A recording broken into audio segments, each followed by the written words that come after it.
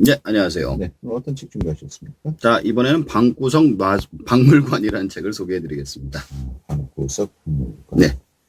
뭐 역사와 관련된 내용을 다룬 책입니까? 어떤 책입니까? 자, 수십만 년의 방대한 세계사를 통틀어 의미 있는 물건 88가지를 뽑아서 그 물건 하나하나의 역사를 알아보는 책입니다.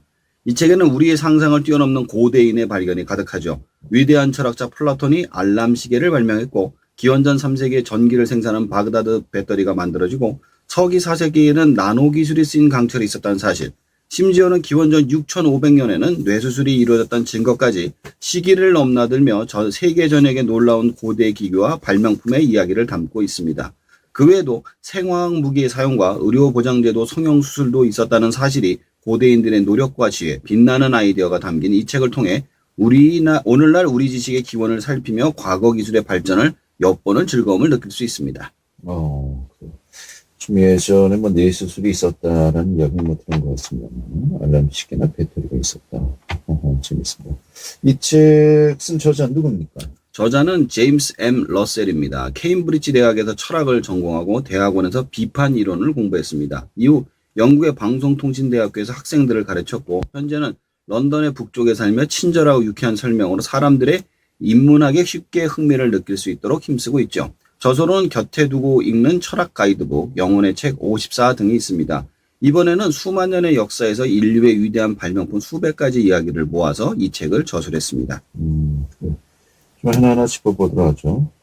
사실 알람 시계를 만든 게 철학자 플라톤이 만들었다고요? 예. 플라톤이 강의를 하는데 아침에 늦게 일어나서 늦는 제자들 때문에 스트레스를 많이 받았다고 합니다. 그래서 그 학생들을 위해서 직접 알람 시계를 만들어서 강의에 늦지 않도록 했는데 그 원리가 신기합니다. 우선 항아리 4개를 수직으로 세워서 한 개의 관으로 연결합니다. 첫 번째 메뉴의 항아리에 물을 넣으면 두 번째 항아리에 물이 맑은 모양으로 관을 타고 올라가다 쏟아다 내리고, 물이 한꺼번에 떨어지면서 위아래 구멍을 제외하고 거의 완벽하게 밀폐된 세 번째 항아리에서 호루라기 소리 같은 것이 납니다. 그리고 물이 맨 밑에 네 번째 항아리에 모인 물을 처음 다시 항아리에 부어주면서 일정한 간격으로 소리가 난다고 하죠. 즉 물이 떨어지는 시간을 특수 항아리를 통해서 알람 시계를 만들었던 겁니다. 실제로 이 장치로 아침에 강연에 늦는 학생의 숫자가 많이 줄었다고 합니다. 재밌네요. 뭐 예전에 우리나라 뭐 물시계와 비슷한 원리 같기도 하고요. 또 알람 시계에 이어서 고대 전쟁에서도 뭐 생화학 무기를 사용했다라고 하는데, 예. 이건 어떤 내용입니까?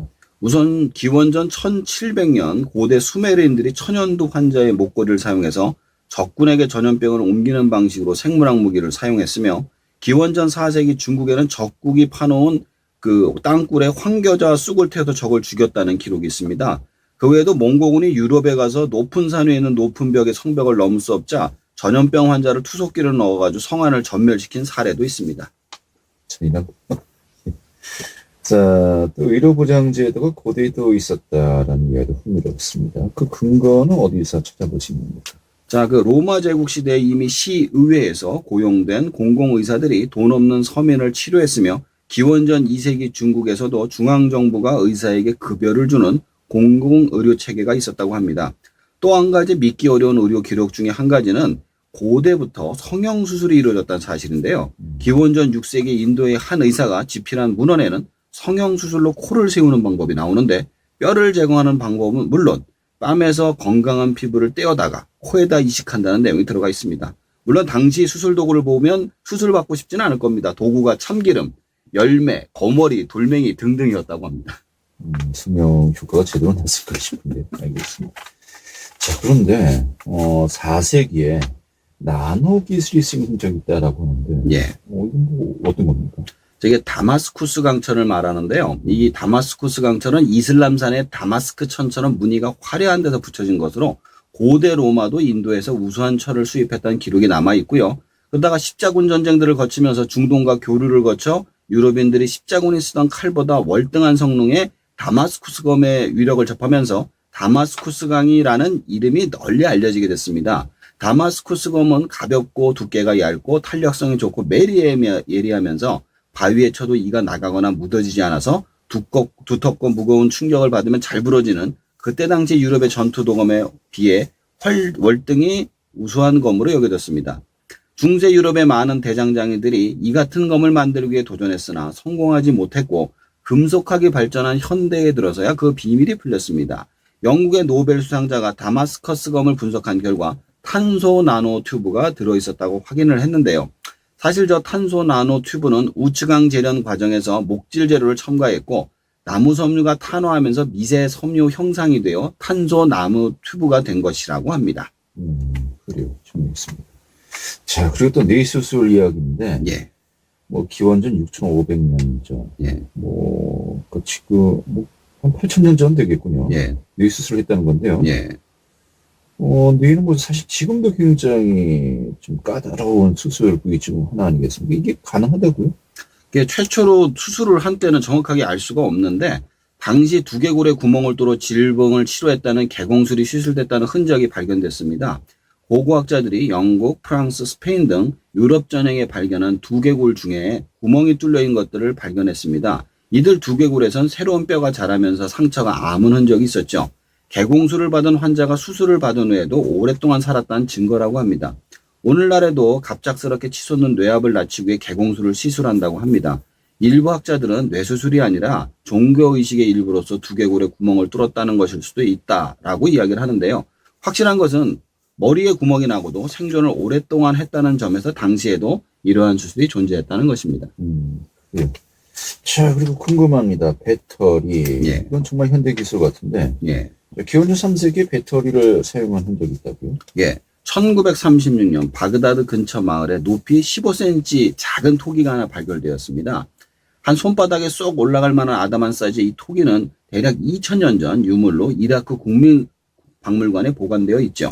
이 박물관 디렉터가 1940년 다음과 같은 발표를 합니다. 이 물건은 현대의 배터리와 아주 흡사한 원리를 가진 고대 배터리였음이 분명하다. 2000년 전 이 땅의 선조들은 이 배터리를 이용해 전기 도금을 한 것 같다. 라고 얘기를 하는데 전지는 19세기에 처음 등장했습니다. 물론 전기나 전기 도금이 사용된 건 그 이후인 근현대의 일이죠. 여기 비렐륨이 배터리라고 단정한 이유는 내부 구조 때문이었습니다. 토기 안에 구립한 원통이 있었는데 그 안에 중앙에는 쇠봉이 달려 있고 원통의 바닥과 윗부분은 아스팔트로 처리되어 있었고 가장자리는 납땜이 되어 있었습니다.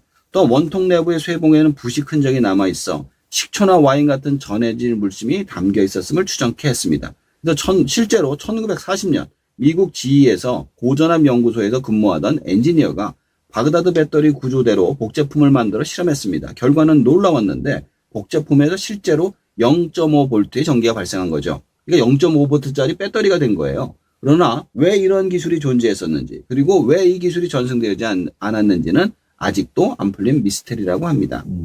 그래요. 뭐 굉장히 흥미로운 이야기를 다루는 것 같습니다. 좀 뭐 사람들과 이야기할 때요. 뭐 이런 이야기 하나씩 해줘도 굉장히 좀 환영받은 것 같습니다. 총평을 해주신다면요? 제가 산업혁명에 대해서 다시 생각하게 됐습니다. 고대에 이미 배터리도 탄소 나노 튜브도 만들었지만 그 기술이 사장되고 전달되지 못한 겁니다. 그러나 산업혁명으로 모든 기기들과 기술들이 전해지고 널리 퍼지면서 현대사회가 완성된 것이죠. 인간의 지혜는 과거나 현재나 미래나 일정하지만 결국 어떻게 전달하고 전파하는 것이 중요한지 다시 한번 확인할 수 있었습니다. 알겠습니다. 잘 들었습니다. 감사합니다. 네, 안녕.